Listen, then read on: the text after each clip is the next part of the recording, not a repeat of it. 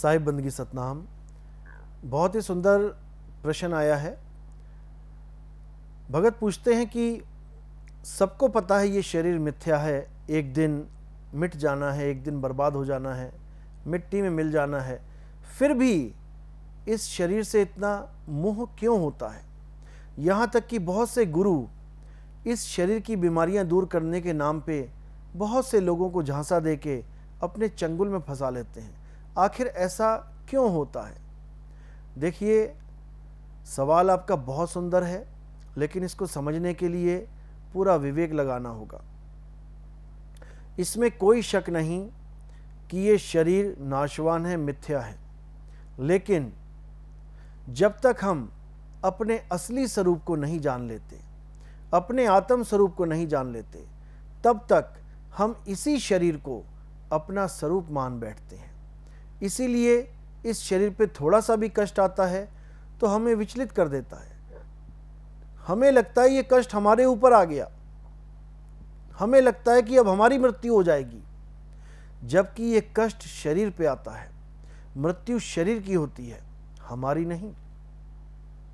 और जो लोग ये बोल के शिष्यों को इकट्ठा करते हैं, लोगों को भगत बनाते हैं कि आओ तुम्हारा कैंसर दूर कर दूं, आओ तुम्हारा टाइफाइड दूर कर दूं, आओ तुम्हारे फेफड़े जो गल गए हैं उनको ठीक कर दूं, आओ तुम्हारी किडनियां ठीक कर दूं, ये सब झांसा एक सच्चा गुरु कभी नहीं देता। सच्चा गुरु वो होता है जो तुम्हें तुम्हारे शरीर से मोह भंग करवा देता है। क्योंकि तुम कितनी बार बचोगे? अगर कोई गुरु तुम्हारी किडनियां ठीक भी कर दे तो कब तक ठीक रखेगा? कब तक तुम्हें जीवित रखेगा? एक ना एक दिन तो तुम्हें शरीर त्यागना ही पड़ेगा। तब वो गुरु क्या करेगा? कुछ नहीं कर सकता। इसीलिए सच्चा गुरु कभी भी आपको शरीर से प्रेम करने की इजाजत देता ही नहीं है। वो आपको इस शरीर की असलियत बता देता है, वो इस शरीर का भेद खोल देता है, वो समझा देता है कि बेटा आप ये शरीर नहीं हो, ये शरीर तो नाशवान है, चाहे जितना भी संभाल के रखो, एक दिन ये शरीर मिट्टी में मिल जाना है। आप ही के घर वाले, आप ही के परिवार वाले जो आपको मेरा बेटा करते नहीं थकते, वही लोग आपको उठा के चिता पे रख देंगे। आपको जलना पड़ेगा, शरीर का नाश होगा ही होगा, कोई इसको रोक नहीं सकता। लेकिन एक सच्चा गुरु इस भेद को बता के कि आप शरीर नहीं एक आत्मा हो, आपके सारे संदेह दूर करके आपको आत्म अवस्था में स्थित कर देता है। उसके बाद आपका कोई भ्रम बचता ही नहीं है, शरीर से मोह बचता ही नहीं है। फिर आप मरते नहीं हो, फिर आप शरीर को छोड़ते हो। और कैसे छोड़ना है इस शरीर को, ये गुरु भली भांति समझा देता है, और आप उसका अभ्यास करके इस शरीर को अच्छी तरह छोड़ने का पूरा फार्मूला समझ जाते हो, और आप दोबारा कभी इस जन्म मरण में नहीं आते हो।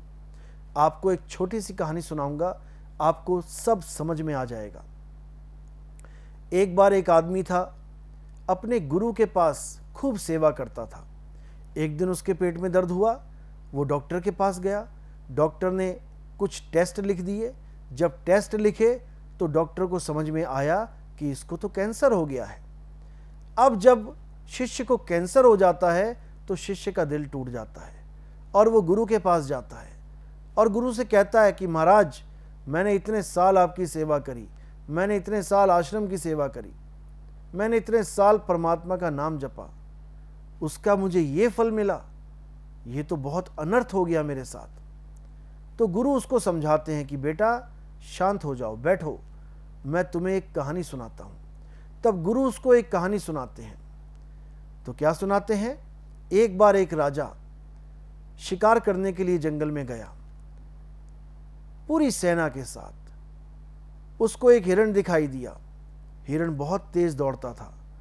राजा उसके पीछे बहुत तेज दौड़ा, सारी सेना पीछे छूट गई। राजा भागता भागता भागता घने जंगल में पहुंच गया। भागते भागते दोपहर से शाम हो गई। अब राजा पूरे घने जंगल में अकेला था। बहुत डर भी लगा, और पीछे सेना ना होने के कारण बहुत संदेह में भी पड़ गया कि अब वापस कैसे जाऊं। इसी डर में वो जंगल में भटकने लगा। भटकते भटकते उसको बहुत दूर एक दिए की रोशनी दिखाई दी। वो उस रोशनी के पास पहुंचा। उसको आभास हो गया कि जरूर कोई ना कोई आदमी इस झोपड़ी में रहता है। आज रात क्यों ना इसी झोपड़ी में काटी जाए। जैसे ही वो झोपड़ी में गया तो झोपड़ी की हालत देखते ही उसकी हालत खराब हो गई। उसने देखा कि झोपड़ी में जगह जगह मांस लटका हुआ है, बदबूदार मांस, और देखा चारपाई पे एक बहुत ही बूढ़ा शिकारी लेटा हुआ है। उस राजा ने पूछा, आप कौन हो? शिकारी ने कहा, मैं एक शिकारी हूं। राजा ने कहा, यह मांस क्यों लटका रखा है? इतना मांस? शिकारी ने कहा, यह सब मैंने इसलिए लटका रखा है क्योंकि मुझे पता लग गया था कि अब मेरी हालत खराब होने वाली है और मैं अब शिकार करने के काबिल नहीं रहूँगा। इसलिए मैंने साल 2 साल तक का जितना मुझे खाना होता है, जितना मुझे चाहिए, मैंने वो मांस अपने झोपड़ी में लटका लिया और वो मांस सड़ रहा है, भयंकर बदबू आ रही है। राजा हैरान परेशान है। तो राजा उसकी झोपड़ी देख के बहुत दुखी होता है क्योंकि वहां पर एक क्षण भी खड़े रहना बहुत मुश्किल था। लेकिन अब मरता क्या ना करता। राजा उसको बोला कि क्या आप मुझे एक रात के लिए इस झोपड़ी में रुकने की आज्ञा दे सकते हैं? तो शिकारी बोला, नहीं, बिल्कुल नहीं, मैं आपको एक भी रात रुकने की आज्ञा नहीं दे सकता। राजा ने कारण पूछा कि ऐसा क्यों महाराज, ऐसा क्यों? तो शिकारी बोला कि अरे, आज तक जो भी इस झोपड़ी में रात रुकने के लिए आया वो बड़ी मुश्किल से मैंने सुबह को निकाला है। जाने को ही तैयार नहीं होते, इस झोपड़ी में ही अपना हक जमाने लग जाते हैं। मैं आपको बिल्कुल भी आज्ञा नहीं दे सकता कि आप हमारी झोपड़ी में रुको। राजा मन ही मन सोचता है, कितना बड़ा मूर्ख है।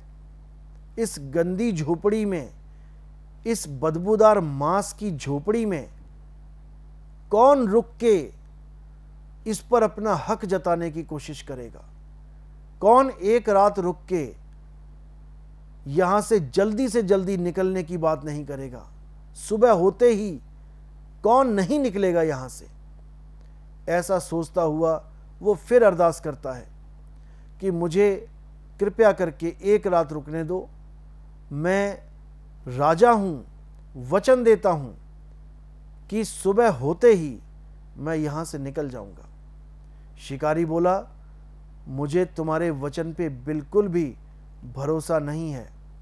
बड़े बड़े राजा आए और इस झोपड़ी में रुक के सारे वचन धरे के धरे रह गए, वो जाने को तैयार ही नहीं हुए।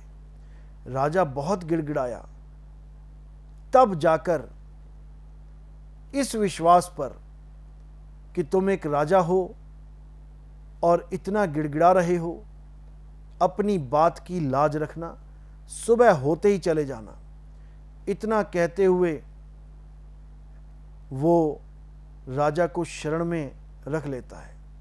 लेकिन ये क्या, रात होते होते, रात बीतते बीतते राजा को वो दुर्गंध सुगंध जैसी लगने लग जाती है और वो उस सुगंध को सूंघता सूंघता सुबह तक इतना आसक्त हो जाता है कि वो भी इस शरीर को छोड़ने के लिए तैयार ही नहीं होता। अब शिकारी उसको अपनी झोपड़ी खाली करने के लिए बोलता है। राजा गिड़गिड़ाता है, अपने घुटनों पे आ जाता है और कहता है कि मुझे इस झोपड़ी से मत निकालो, मैं इस झोपड़ी के बिना जीवित नहीं रह सकता, मुझे यहीं रहने दो। इतना सुनते ही वो शिष्य जिसको कैंसर होता है, वो गुरुजी से कहता है कि गुरुजी, ये कैसा मूर्ख राजा है, ये कैसा मूर्ख राजा है जो अपने राजपाट को छोड़ के, जो अपने महल को छोड़ के उस गंदी झोपड़ी में रहने के लिए गिड़गिड़ा रहा है। आखिर ये राजा है कौन?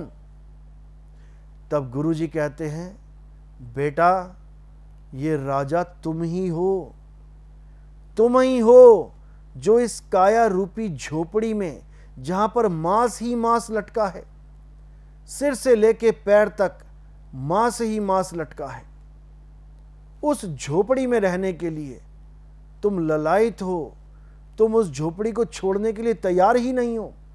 अगर तुम्हें कैंसर हो भी गया तो तुम ये मत सोचो कि मैं इसमें ज़्यादा दिन रहूं, बल्कि तुम मालिक से अरदास करो कि इस शरीर में जो बीमारी लगी है उस कारण मैं इस शरीर में ज़्यादा दिन नहीं रह सकता। आपकी दया हो तो आप आज ही मुझे इस शरीर से निकाल के ले चलो। मैं इस झोपड़ी में और नहीं रहना चाहता, क्योंकि कुछ दिनों में ये झोपड़ी तो खुद ही नाश हो जाएगी। हे प्रभु, इस झोपड़ी से मेरा मोह भंग करो और मुझे इस झोपड़ी से निकाल के ले चलो। तो यही संतों का संदेश है कि इस काया से कितना प्रेम करोगे, कितना मरोगे इस काया के पीछे। ये काया एक दिन सबकी जानी है भाई। आए हैं तो जाएंगे राजा रंक फकीर, एक सिंहासन चढ़ चले एक बंधे जंजीर। सबको जाना पड़ेगा, जाना ही सच है, लेकिन सबको इस झोपड़ी से इतना प्रेम हो गया है कि इस झोपड़ी को छोड़ने को कोई तैयार ही नहीं हो रहा है। इसलिए अब हमें इस झोपड़ी को छोड़ने के लिए और अपने निज घर को आने के लिए बिल्कुल तैयार होना चाहिए। इसी को बोला है, सोई गुरु पूरा कहावे, दो अक्षर का भेद बतावे, एक छुड़ावे एक लखावे, तब प्राणी निज घर को जावे। ये काया रूपी नाशवान संसार ये छुड़वा देवे और वो आत्म रूपी आत्म सत्ता उसको लखा देवे, तभी कल्याण होगा, अन्यथा नहीं होगा। साहिब बंदगी सत्य।